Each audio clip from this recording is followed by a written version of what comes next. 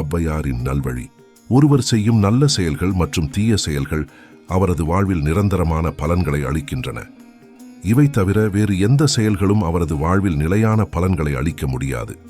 எனவே தீமைகளை விட்டு விலகி நன்மை செய்யும் செயல்களை செய்வது மிகவும் முக்கியம். இது அவரது அடுத்த பிறவிக்கு நல்ல பலன்களை அளிக்கும். புண்ணியமாம் பாவம் போன நாள் செய்த அவை, மண்ணில் பிறந்தார்க்கு வைத்த பொருள், எண்ணுங்கால் இதொழிய வேறில்லை, எச்சமயத்தார் சொல்லும் தீதொழிய நன்மை செயல். இந்த பாடல் நம் வாழ்வில் வினை என்பது எவ்வளவு முக்கியமானது என்பதை உணர்த்துகிறது. நாம் செய்த நல்வினைகள் நமக்கு நல்ல வாழ்க்கையை தரும், அதே சமயம் தீவினைகள் துன்பங்களை ஏற்படுத்தும் என்பதை பாடல் தெளிவாக விளக்குகிறது.